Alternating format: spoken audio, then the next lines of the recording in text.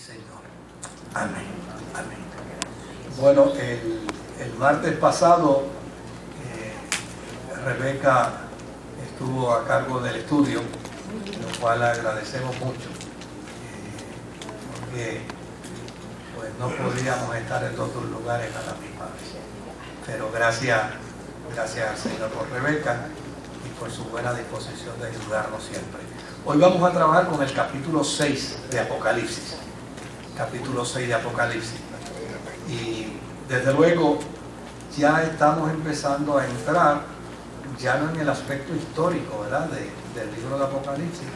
Los primeros capítulos pues son históricos, conciernen a las 6 iglesias. Los próximos 3 capítulos, el 3, el 4 y el 5, pues tratan más bien del testimonio del vidente con respecto a la invitación que se le hace para subir y estar en la presencia del Señor. Pero ya en el capítulo 5 ya empezamos a ver el cuadro de lo celestial, como pudiéramos denominar, el cuadro de estar ya en la presencia del Señor y de ver cosas, como bien las plantea el apóstol San Pablo, cosas que ojos no han visto ni oídos han escuchado.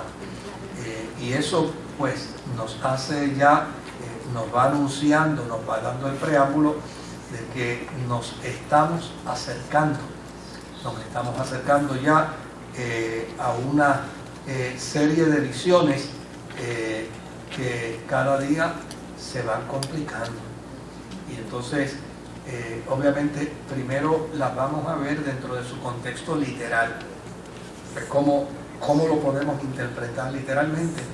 Pero entonces al final vamos a decir, mira, así piensan los amileniaristas, así piensan los mileniaristas, así piensan los postmileniaristas, así piensan los preteristas.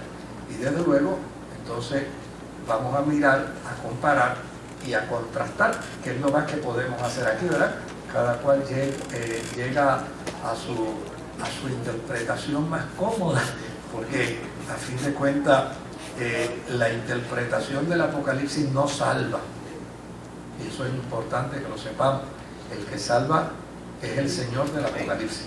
O sea, la interpretación pues es según beneficio que tienen los que estudian las Escrituras. Obviamente lo que es importante es que nos acerquemos a la palabra del Señor con el respeto necesario, con la humildad necesaria y con la reverencia necesaria, ¿verdad? Yo creo que eso es lo fundamental. Lo fundamental no es creer que lo que estamos leyendo y estamos interpretando es el non plus ultra de la revelación. No, lo que es fundamental es que nos acerquemos a la palabra del Señor con humildad, con sencillez, con el respeto, con la diferencia que la palabra del Señor posee y tiene. Y pues si lo interpretamos bien, gloria a Dios. Si no lo interpretamos bien, pues cuando estemos allá nos explicarán dónde metimos la pata, dónde cometimos el error, dónde no interpretamos bien. Pero yo creo que es una insensatez caer en la trampa de maltratarnos y de segregarnos y de separarnos y de insultarnos porque no interpretamos bien. Yo nunca olvidaré la experiencia de Arcelio Valentín en Río Piedras. Arcelio Valentín fue un pastor muy querido, muy amado, ya partió con el Señor, y un día estaba en el pueblo de Río Piedras y encontró un miembro de su iglesia discutiendo con un adventista, uno porque defendía el sábado y otro porque defendía el domingo. Entonces, desde luego, el que defendía el domingo, cuando vio a Arcelio Valentín, pues dijo, espérate que aquí me salve porque ahora somos 2 contra 1, ¿verdad? Y entonces pues lo llamó y le dijo, venga acá, pastor, venga acá, que yo estoy aquí discutiendo con este. Claro, había un montón de personas alrededor de ellos escuchando la discusión. A ver qué usted tiene que decirle a este hombre. Y él le dice, ¿de qué están discutiendo? No, es que él dice que hay que guardar el sábado, y digo que es el domingo. Y así lo dijo, parece mentira que ustedes teniendo al mismo Cristo, al mismo Señor, al mismo Salvador, estén discutiendo por un día cuando esta gente se está perdiendo todos los días. De eso es que se trata, ¿no? Bueno, pero antes me gustaría, si podemos ir un momentito a Zacarías capítulo 6. Zacarías capítulo 6, aprovechamos y saludamos a los que nos están viendo por internet, a Gaby y a Keren allá que están por internet hoy. Zacarías capítulo 6, versículo 1 al 8. Vamos a ver Zacarías capítulo 6, versículo 1 al 8. Dice: alcé de nuevo la vista y vi ante mí 4 carros de guerra que salían de entre 2 montañas, las cuales eran de bronce, ¿verdad? El primer carro era tirado por caballos alazanes, el segundo por caballos ¿qué? Negros, el tercero por caballos blancos y el cuarto por caballos pintos. Todos eran caballos briosos, ¿verdad? Le pregunté al ángel que hablaba conmigo: ¿qué significan estos carros, mi señor? El ángel me respondió: estos son los 4 espíritus del cielo que salen después de haberse presentado ante el Señor de toda la tierra. El carro de los caballos negros va hacia el país del norte, el de los caballos blancos va hacia el occidente y el de los caballos pintos va hacia el país del sur. Esos briosos caballos estaban impacientes por recorrer toda la tierra, y el ángel les dijo: vayan, recorran la tierra de uno a otro extremo. Y así lo hicieron. Entonces el ángel me llamó y me dijo: mira, los que van hacia el país del norte van a calmar mi enojo en ese país. ¿Por qué les leo esto? Porque vamos a ir ahora a Apocalipsis capítulo 6. Y usted va a ver lo que se denomina como la literatura apocalíptica. O sea, ¿por qué se puede interpretar que hay un género, que hay un estilo, que hay una forma dentro del Apocalipsis de escribir? Porque obviamente el Apocalipsis de Juan no es un Apocalipsis distinto en estilo, distinto en literatura, en la semántica, en la etimología. No es distinto a los demás. Ahora, si miramos Apocalipsis capítulo 6, vamos a ver ahora, en Apocalipsis 6, dice: vi cuando el Cordero rompió el primero de los 7 sellos, y oí a uno de los 4 seres vivientes que gritaba con voz de trueno: ven. Miré y apareció un caballo blanco.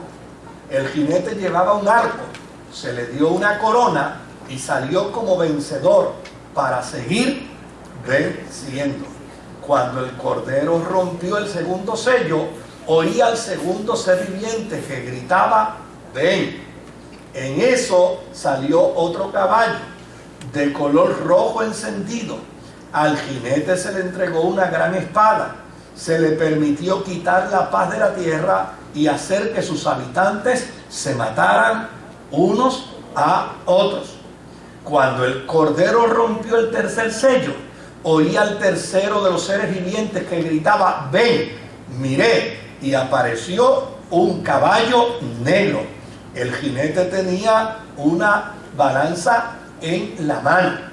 Y oí como una voz de en medio de los 4 seres vivientes que decía: 1 kilo de trigo o 3 kilos de cebada por el salario de un día, pero no afectes el precio del aceite y del vino. Cuando el Cordero rompió el cuarto sello, oí la voz del cuarto ser viviente que gritaba: ven. Miré y apareció un caballo amarillento. El jinete se llamaba Muerte, y el infierno lo seguía de cerca, y se les otorgó poder sobre la 4ª parte de la tierra para matar por medio de la espada, el hambre, las epidemias y las fieras de la tierra.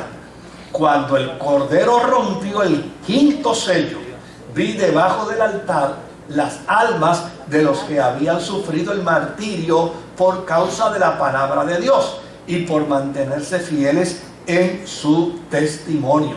Gritaban a gran voz: ¿hasta cuándo, soberano Señor, santo y veraz, seguirás sin juzgar a los habitantes de la tierra y sin vengar nuestra muerte? Entonces cada uno de ellos recibió ropas blancas y se les dijo que esperaran un poco más hasta que se completara el número de sus consiervos y hermanos que iban a sufrir el martirio como ellos. Vi que el Cordero rompió el sexto sello y se produjo un gran terremoto.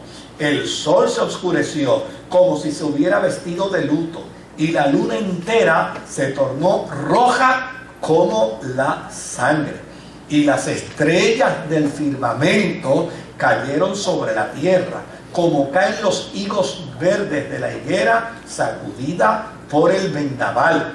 El firmamento desapareció como cuando se enrolla un pergamino, y todas las montañas y las islas fueron removidas de su lugar. Los reyes de la tierra, los magnates, los jefes militares, los ricos, los poderosos y todos los demás, esclavos y libres, se escondieron en las cuevas y entre las peñas de las montañas. Todos gritaban a las montañas y a las peñas: caigan sobre nosotros y escóndanos sobre la mirada del que está sentado en el trono y de la ira del Cordero, porque ha llegado el gran día del castigo. ¿Quién podrá mantenerse en pie?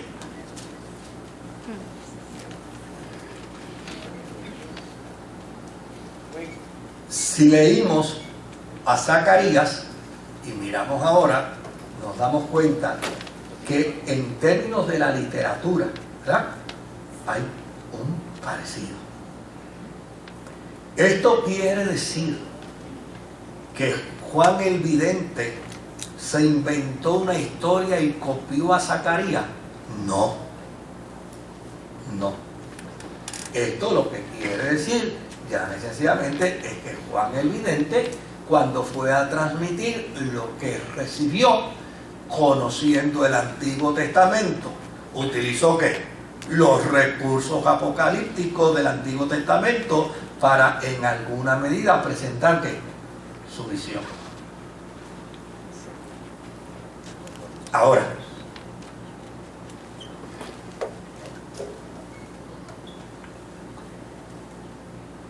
yo dije al principio que vamos a ver esto de manera simple, tal vez no literal, sino de manera simple, porque al final es que vamos a comparar y a contrastar a los preteristas con los amileniaristas, con los mileniaristas, con los postmileniaristas, pero eso es al final.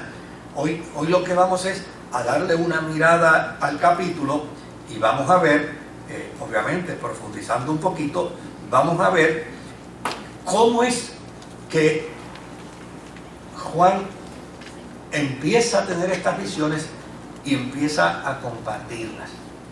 Por ejemplo, una de las cosas que hace el vidente apocalíptico es que no toca el pasado, contrario a los profetas. En el Antiguo Testamento un profeta muy bien puede remontarse al pasado y tocar el pasado y decirle a Israel: ustedes se acuerdan, dice el Señor, cuando los saqué de la tierra de Egipto, y ustedes se acuerdan cuando los llevaba, y se acuerdan de la rebelión de vuestros antepasados. Es decir, que el profeta toca muchas veces el pasado para trabajar con el presente, pero en el Apocalipsis no se toca el pasado. En el Apocalipsis se trata con el presente y con el futuro. Por lo tanto, el autor del Apocalipsis va a trabajar dentro de su visión con lo que está viendo y viviendo en su momento, pero a la misma vez va a trabajar ¿con qué cosa? Con los elementos futuristas, porque de alguna manera, teológicamente hablando, dentro del mundo judío, dentro del mundo Israel, había una percepción apocalíptica futurista.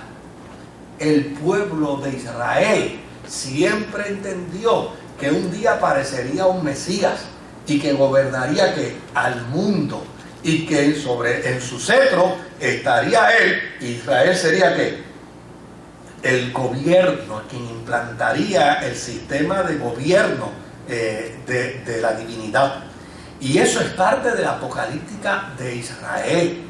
Y desde luego, dentro del marco de esa apocalíptica, habló Daniel, habló Nahum, habló Amós, habló Jeremías y muchos de los profetas antiguos.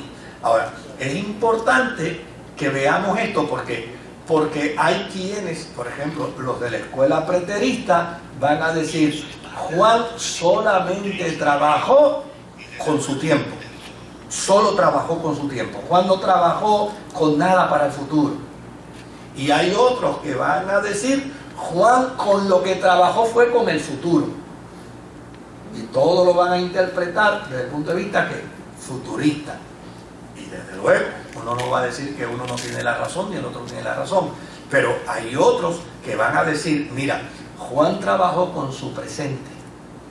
Porque a fin de cuentas, algo tenía que decirle a los cristianos que sufrían en su tiempo. Porque si yo estoy sufriendo y me dicen: no te apures, Moisés, que cuando el Señor venga se te va a acabar el dolor. Oye, chicos, pero yo quiero que sea un analgésico espiritual para mi dolor de hoy. Pero no me diga que siga aquí con dolor hasta para cuando el Señor venga. Entonces, ¿qué hace Juan? Juan responde a la iglesia de su presente. Y dentro de ese contexto de la iglesia de su presente, aprovecha, ¿qué cosa? Aprovecha la visión apocalíptica, el planteamiento apocalíptico para responder a los cristianos del presente sobre las cosas que van a suceder en el futuro. Ahora, como nosotros generalmente trabajamos con distintas Biblias, ¿verdad? Aquí fácilmente pueden haber 2, 3 versiones de la Biblia o 4 versiones de la Biblia. Es importante señalar que la versión antigua Reina Valera recogía la expresión de ven y mira, o ven y ve, y la ajustaba como si hubiera sido una expresión para el vidente, como si fuera una invitación para el vidente. Desde luego, los estudiosos bíblicos se percataron de que realmente la versión Reina Valera había interpretado el pasaje bíblico mal, porque en los documentos antiguos por ningún lado dice ven y ve, solamente dice ven.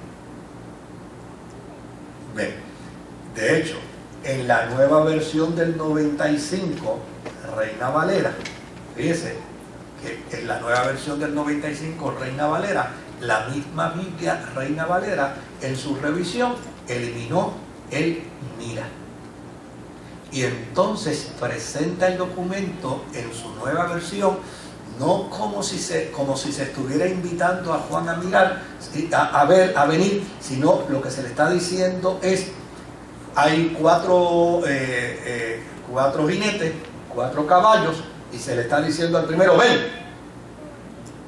Y cuando este viene y presenta todo su cuadro, se le dice al segundo que ven.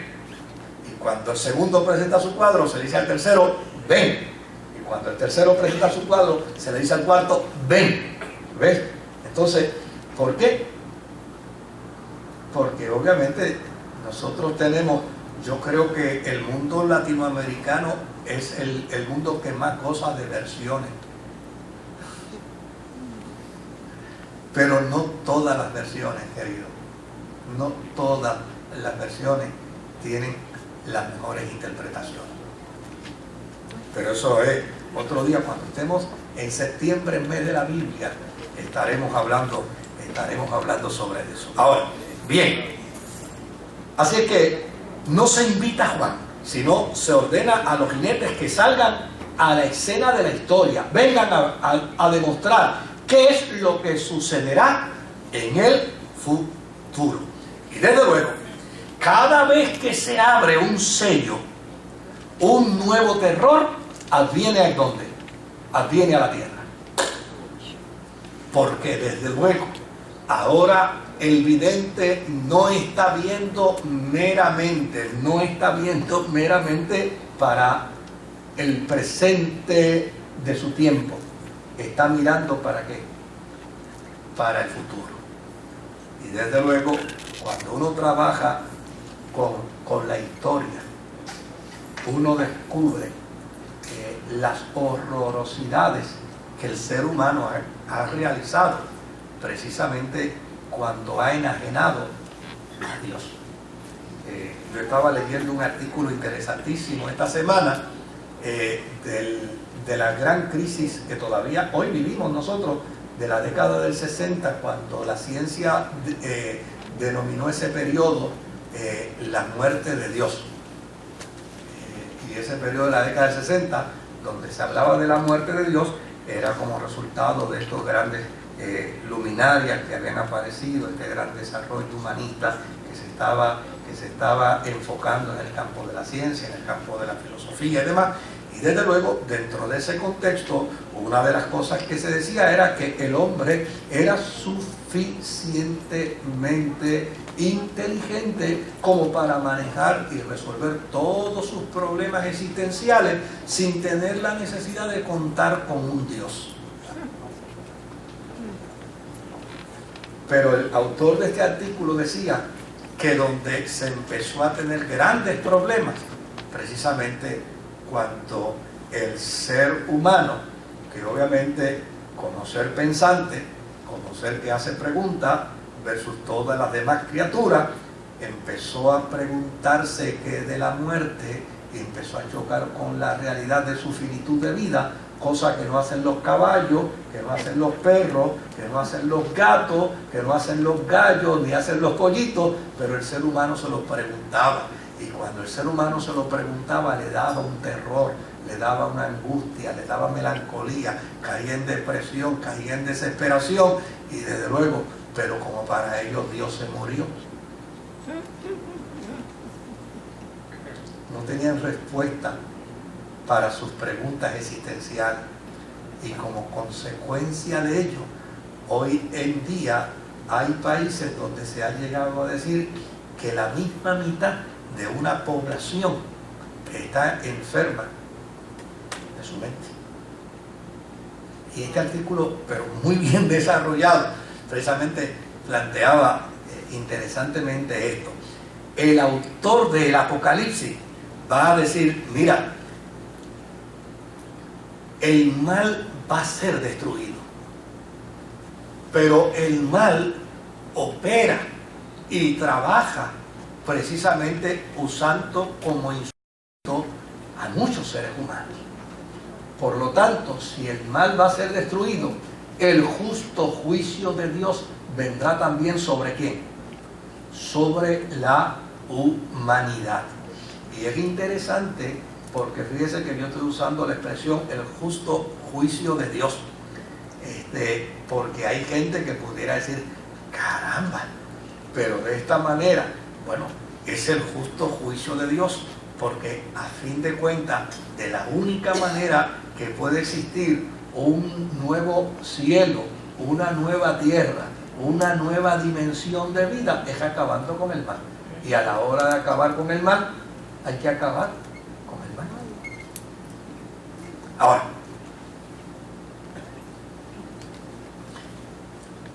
otro elemento que es importante de aquí en adelante es recordar que para el judío había lo que se llamaba dentro de la apocalíptica la era presente, ¿verdad? Y estaba la era por venir. ¿Cuál era la era presente? Pues la era presente era en la que vivían. ¿Y qué decían los que vivían en la era presente? Pues decían lo mismo que dicen muchos hoy, ¿verdad? Esto está bien malo. Y cada día se pone ¿qué? Se pone peor. Pues el judío entendía que la era presente era una era mala. Entonces, desde luego, para poder hacer desaparecer esa era mala, tenía que venir una nueva era. Y esa buena era que iba a venir, obviamente, no podía advenir como resultado del hombre, porque el hombre se había corrompido, el hombre se había dañado y el hombre se ha convertido. Fíjense que dentro de él, ustedes saben esa expresión donde Dios le dice a la serpiente, ¿verdad? Cuando la está sentenciando, le dice que se arrastrará por la tierra y comerá ¿de qué? Del polvo. Y cualquiera piensa y dice, wow, ¿qué clase de castigo le dieron a la serpiente para que sea rastrera? Pero cuando usted mira bien, ¿de qué está hecho el ser humano? Entonces, ¿de quién se alimenta la serpiente?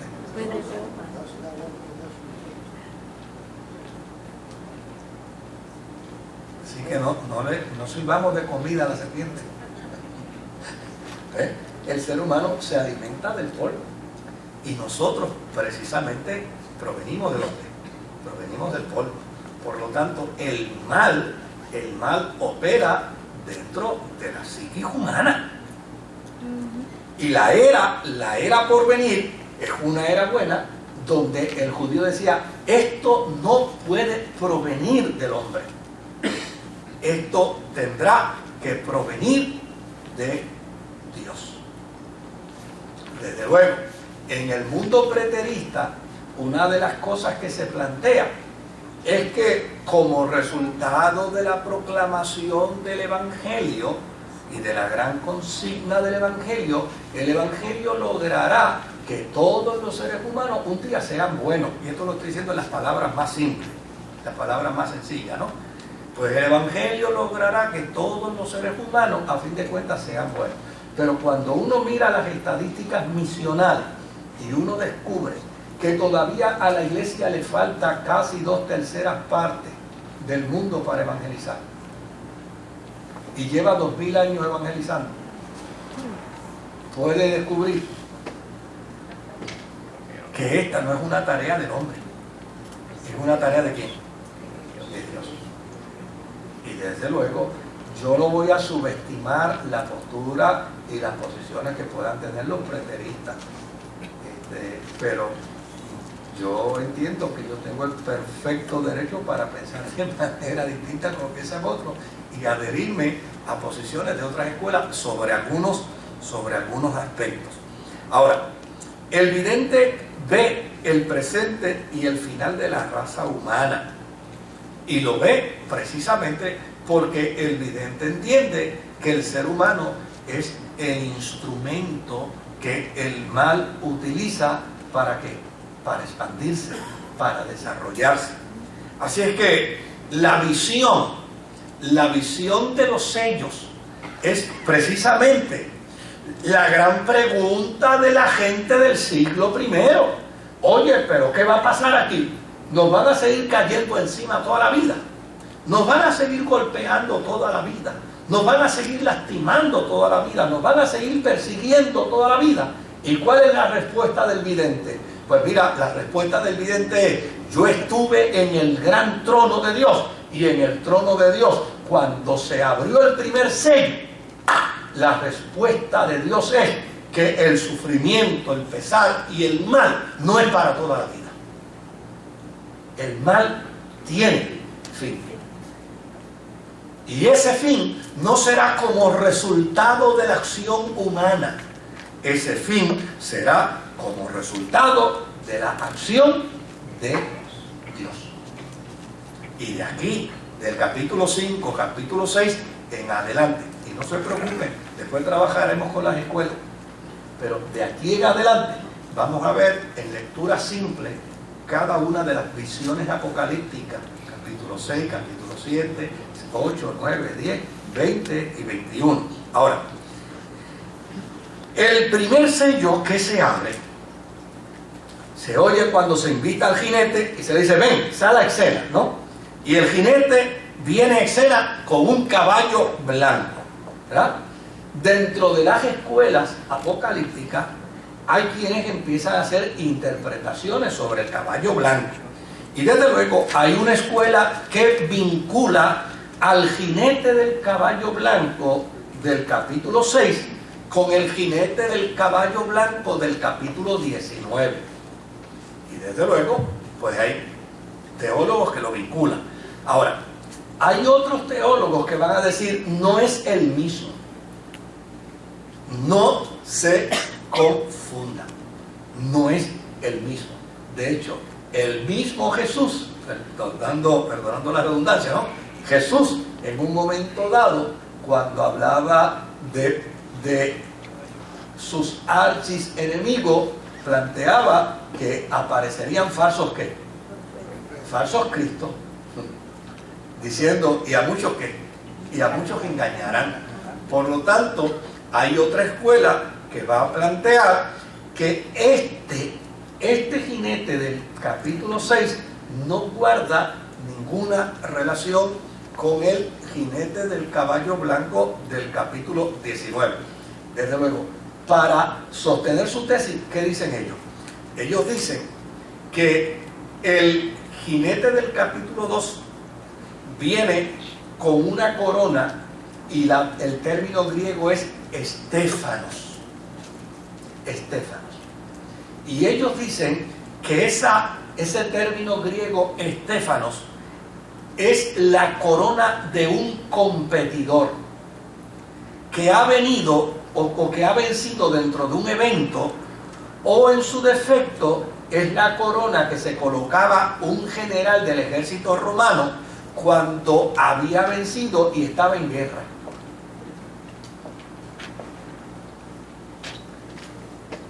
En el caso del capítulo 19, el término es diadema.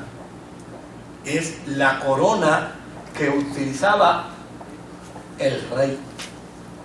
Por lo tanto, este personaje que se presenta en el capítulo 6, a juzgar por estas dos escuelas que interpretan el concepto de la corona, donde dicen, mira, es que la corona que tiene uno no es la corona del rey, es la corona de un guerrero o de un campeón de lucha o de carrera.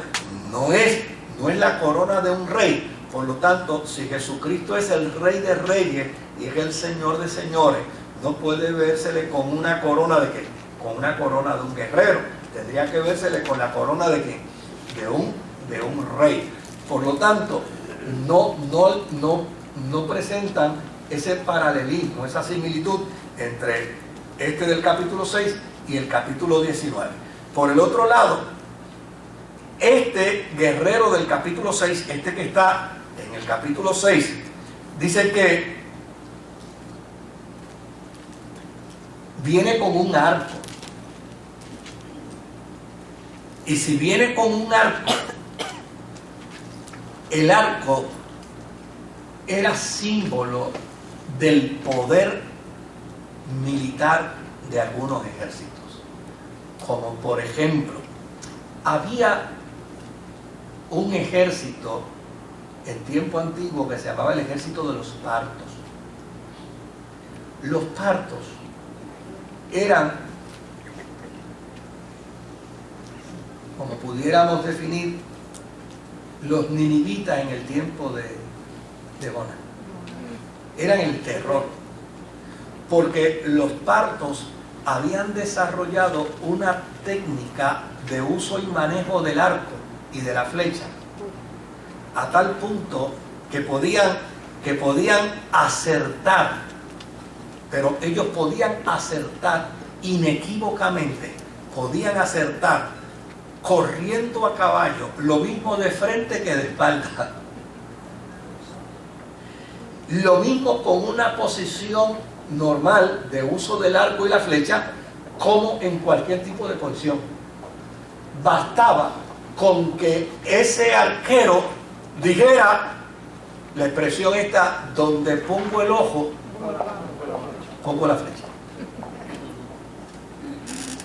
Y desde luego se habían ganado una fama que aterrorizaba cualquier ejército, porque los arqueros obviamente nunca se exponían a la lanza, ni se exponían a que les tiraran piedras, ni se exponían a que les tiraran fuego. Ellos disparaban a distancia, y estos arqueros a distancia mataban a quien se moviera. Y desde luego, el concepto de este jinete, que viene con un arco, significa entonces dentro de esta escuela el que tiene poderío militar.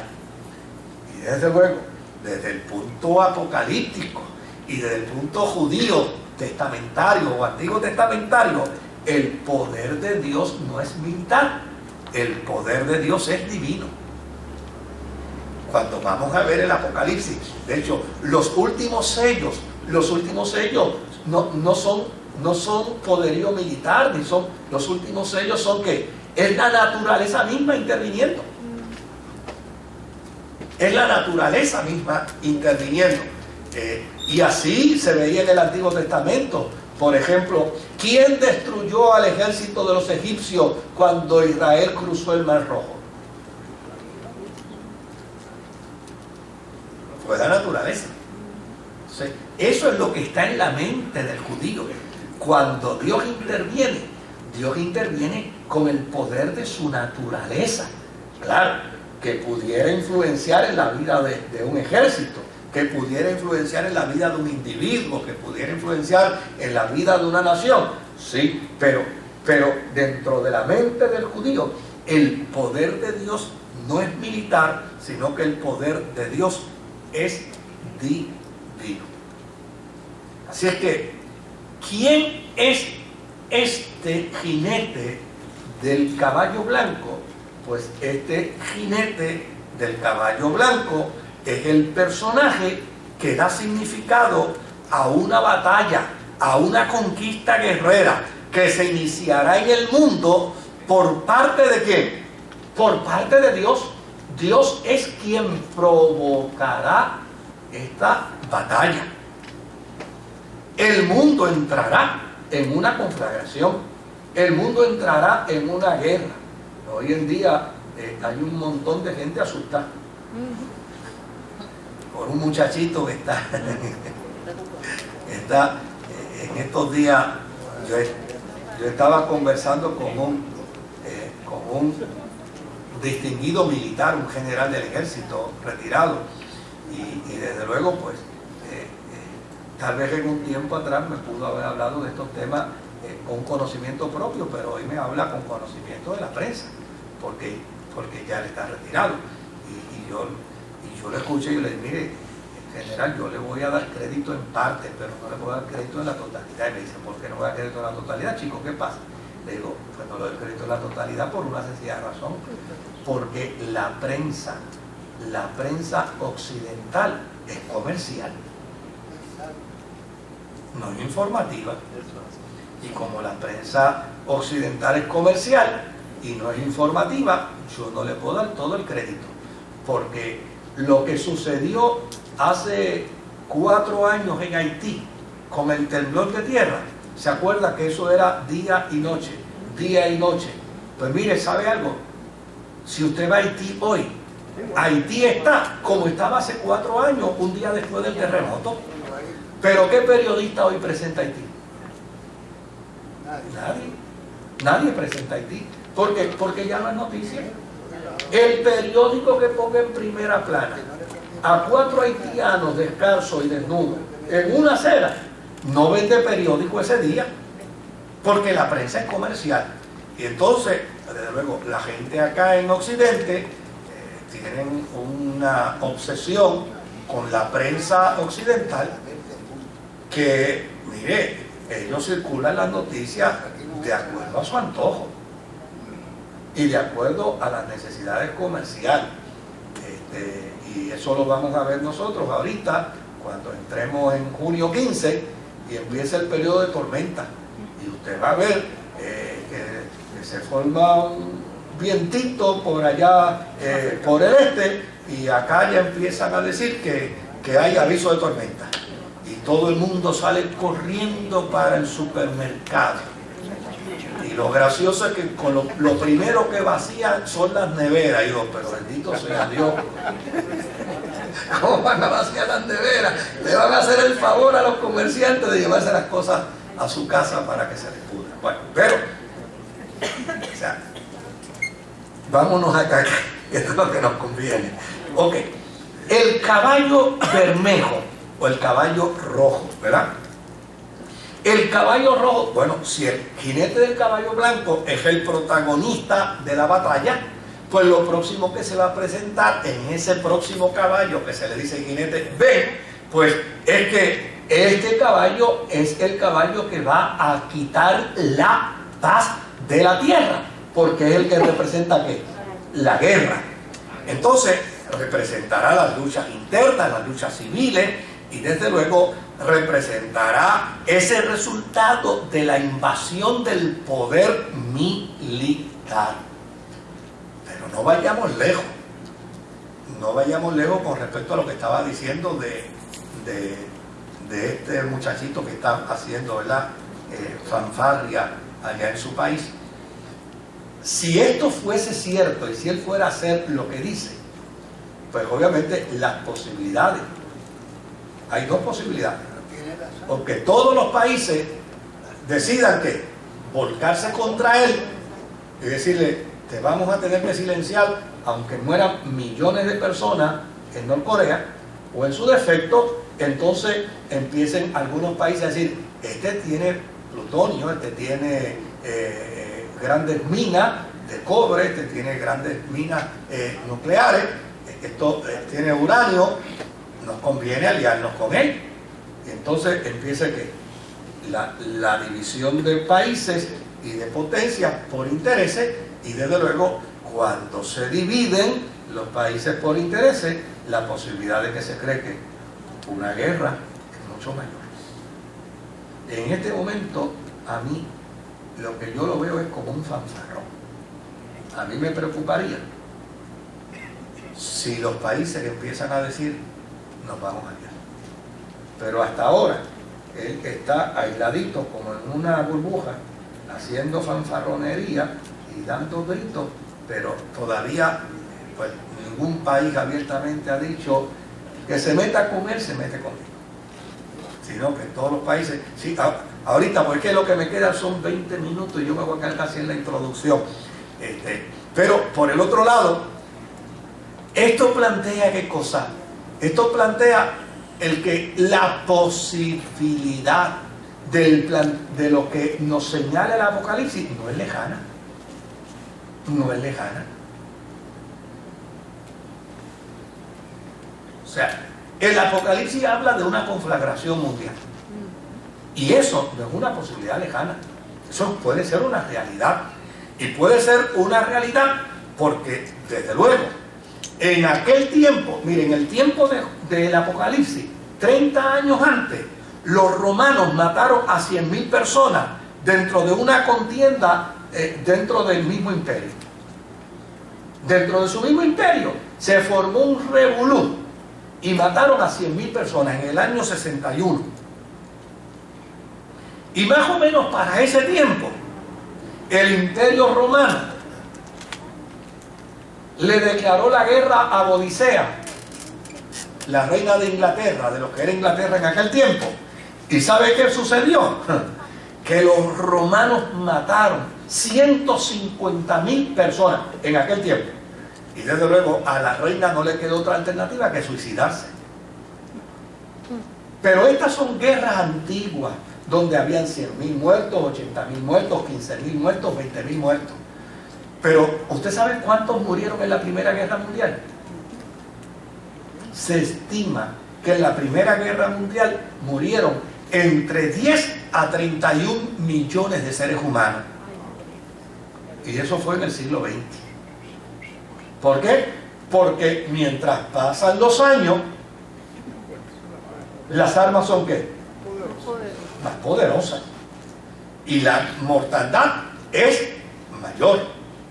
Ahora, si en la Primera Guerra Mundial murieron de 10 a 31 millones de seres humanos, ¿cuántos creen ustedes que murieron en la Segunda Guerra Mundial?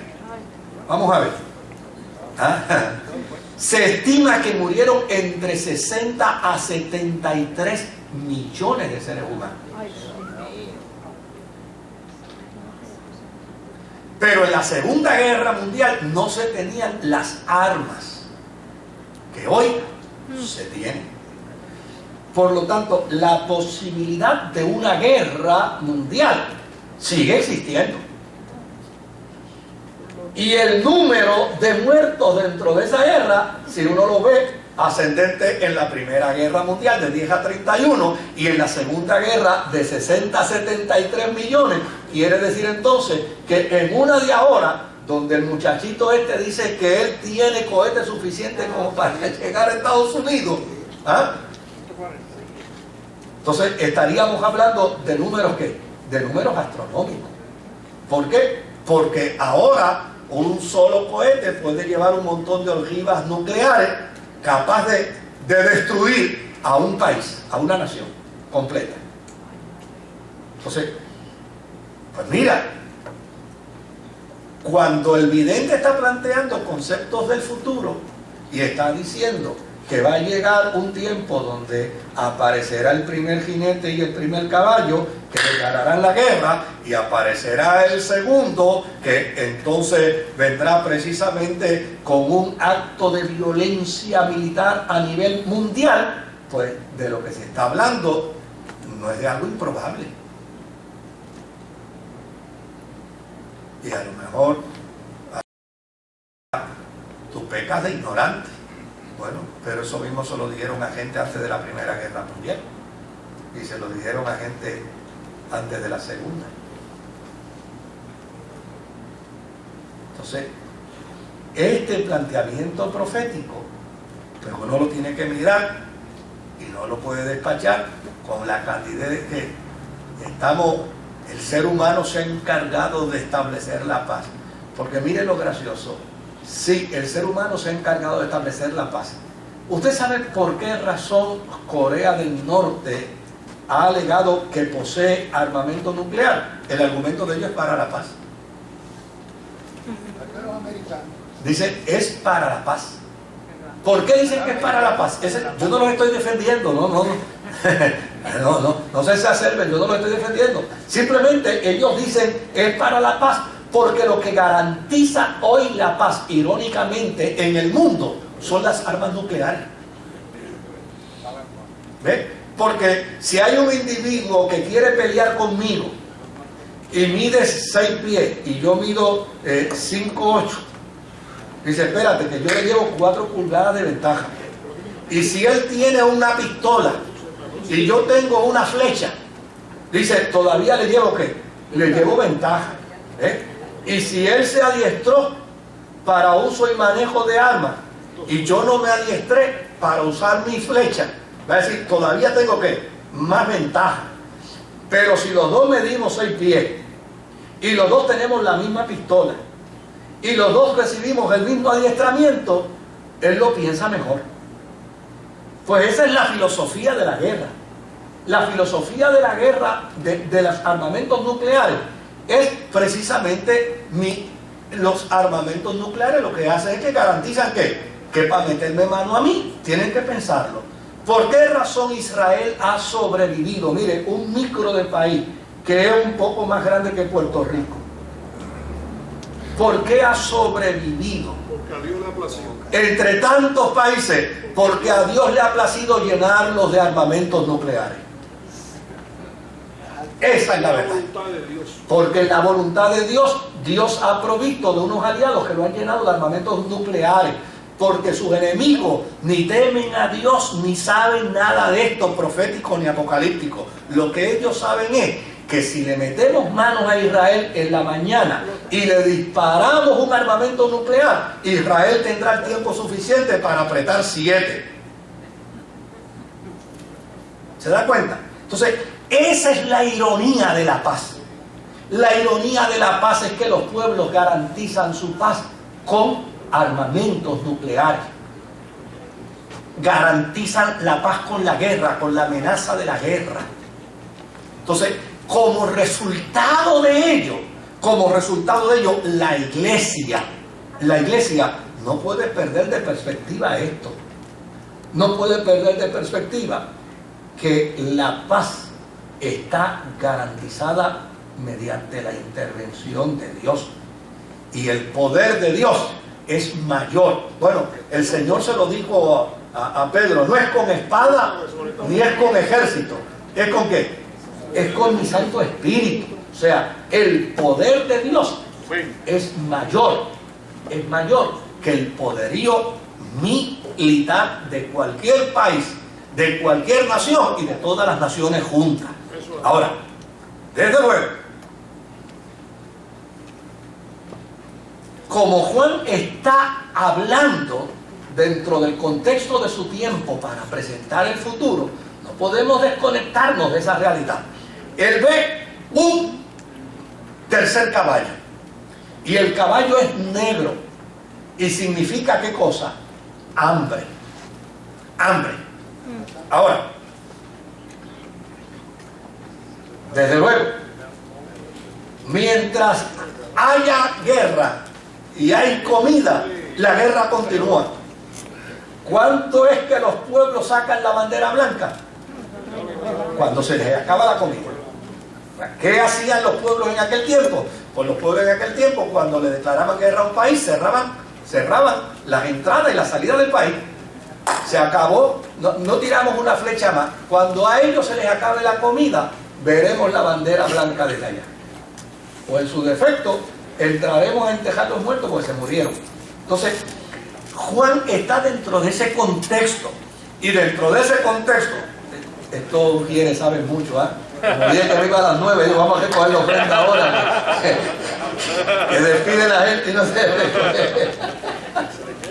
También entrenado por el pastor administrador. Bien, bueno, ofrendamos al Señor y seguimos. Ahora, el hambre es parte del proceso de la guerra. Ahora, fíjense cómo se plantea.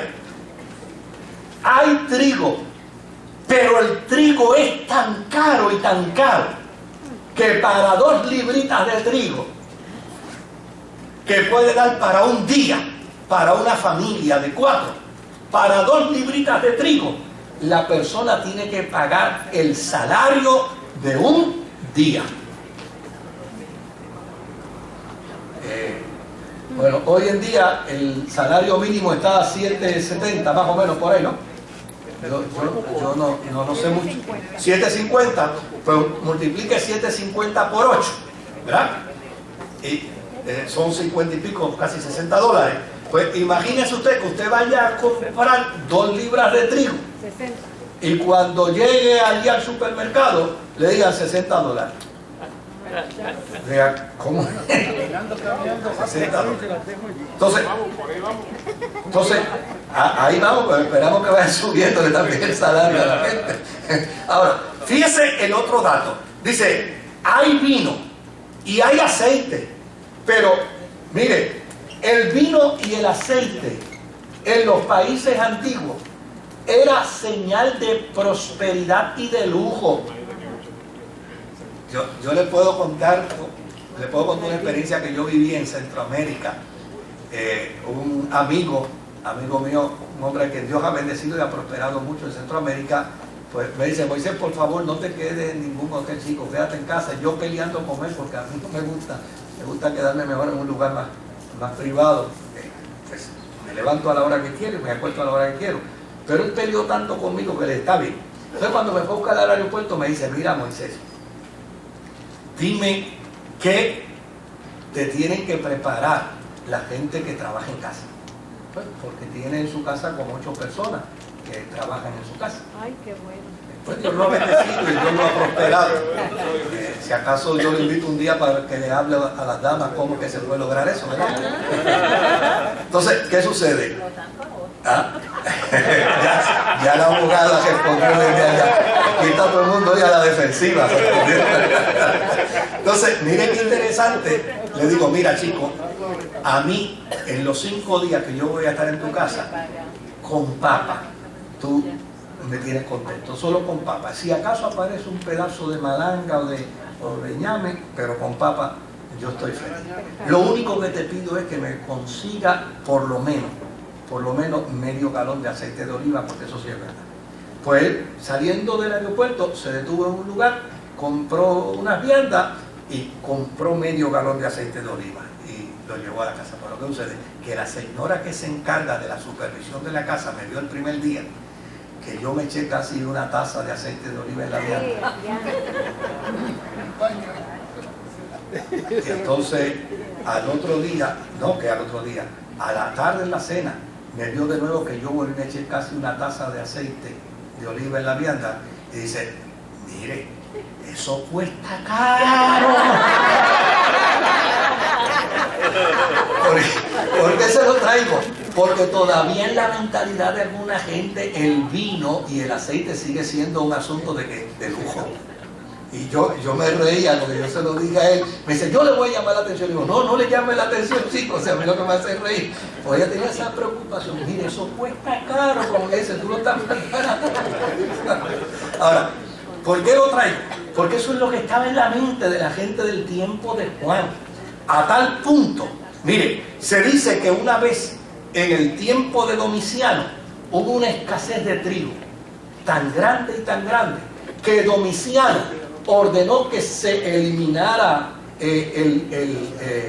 los viñales y se eliminara las plantaciones de olivo para sembrar trigo. Pero los agricultores de vino y de aceite fueron donde Domiciano y le dijeron, tú estás loco, chico. Tú no te das cuenta que tú ganas mucho más dinero con el vino y con el aceite que con el trigo. Que vamos a racionar mejor el trigo, pero no eliminemos el aceite, no eliminemos el vino, porque con eso es que se sostiene dentro de esta crisis. A Domiciano le hizo sentido y desde luego eliminó el edicto. El edicto de él lo eliminó, pero ahora lo elimina con un argumento. Quien viole la eliminación del edicto morirá irremediablemente. O sea, como quien dice, si alguien leyó el primero y no leyó el segundo y está destruyendo el vino y el aceite, muere porque ya yo lo eliminé. Así que lo que él está planteando aquí es, mira, para lo que da es para trigo, si acaso. El vino y el aceite es algo que ni siquiera se va a poder considerar. Así que de lo que está hablando es que dentro de esa gran conflagración mundial habrá también hambre. Desde luego, si hay hambre, hay muerte. Y por eso se invita al escenario al cuarto caballo y al cuarto jinete. El caballo es color ¿qué? Amarillo. Y ese caballo color amarillo significa peste y muerte. De hecho, cuando hablábamos ahorita de las estadísticas de la Primera Guerra Mundial y de la Segunda Guerra Mundial, no podemos obviar el hecho de que muchas de las muertes que sucedieron fue como resultado de pestes, de situaciones infrahumanas donde la gente se enfermaba y moría, pero eran como consecuencia de la guerra. Así que las epidemias vinieron y desde luego mataron probablemente a la misma mitad o a más de la gente que murió en batalla. Ahora, este caballo negro, amarillo, dice que una cuarta parte de los seres humanos será afectada por las pestes. Pero mira lo que dice, que la destrucción no es el fin, solo es el principio. El judío en la antigüedad decía que cuando llegara el día grande de Jehová, de hecho, el profeta Malaquías, en una de sus profecías apocalípticas, dice que cuando llegue el día grande de Jehová, en el capítulo 4, si mal no recuerdo, capítulo 4, dice que cuando llegue el día grande de Jehová, y el día grande de Jehová, ¿cuál era? Era el día donde Dios va a acabar con el mal de forma divina. Pero va a acabar con el mal, no importa dónde esté el mal. De hecho, cuando se daba la fiesta de la Pascua, una de las cosas que se requería era que había que limpiar la casa de cualquier elemento que fuera minúsculo de cizaña. Había que erradicar, no podía estar. Pues esa es la visión apocalíptica. Cuando llegue el día grande de Jehová, cuando llegue el día del juicio de Dios, óyeme, lo primero que pase va a ser catastrófico, pero le advertimos a la gente que no es el fin. Ese es solo el principio. ¿Por qué? Porque el planteamiento apocalíptico es que cuando Dios decida meterle mano al mal, las consecuencias para el mal serán catastróficas. Por ejemplo, si miramos Ezequiel, si podemos ir un momentito a Ezequiel capítulo 14 y verso 21. Ezequiel 14 y verso 21 dice: así dice el Señor omnipotente, peor será cuando mande contra Jerusalén mis 4 castigos fatales: la guerra, el hambre, las bestias feroces y las pestes. Con ella arrasaré a sus habitantes y a sus ¿qué? Y a sus animales. ¿Se da cuenta del género literario? Cuando Dios mande el juicio, ¿qué dice? ¿Habrá qué? Habrá guerra, hambre, bestias feroces y pestes. Porque es parte del lenguaje apocalíptico. Es la forma como en la apocalíptica se habla del fin de los tiempos. Ahora, si me permiten llegar un momentito, por lo menos al verso 9 al 11, y yo les prometo que el martes, antes de entrar al capítulo 7, terminamos el 6. Pero, mire el verso 9 al 11. El quinto sello se abre. Y cuando el quinto sello se abre, están las almas de los mártires. ¿Cuál es la pregunta de los que están sufriendo? ¿Se da cuenta cómo juega el vidente con el presente y con qué? Y con el futuro. ¿Cuál es la pregunta? Oye, ¿hasta cuándo va a ser esta poca vergüenza que nos matan? Por ser cristianos nos persiguen, nos roban las tierras, nos queman en hogueras, nos ponen ante animales feroces, nos destruyen, nos descuartizan. ¿Hasta cuándo? ¿Hasta cuándo va a haber? Porque en la mentalidad del judío, mire qué dato interesante, en la mentalidad del judío se creía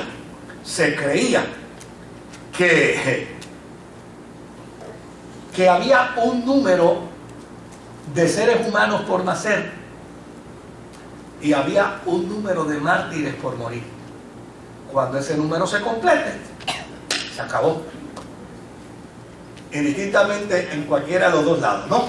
Entonces, ante ese planteamiento viene la respuesta hacia la iglesia del presente. Desde luego, en el quinto sello hay un planteamiento de sangre. La sangre es vida.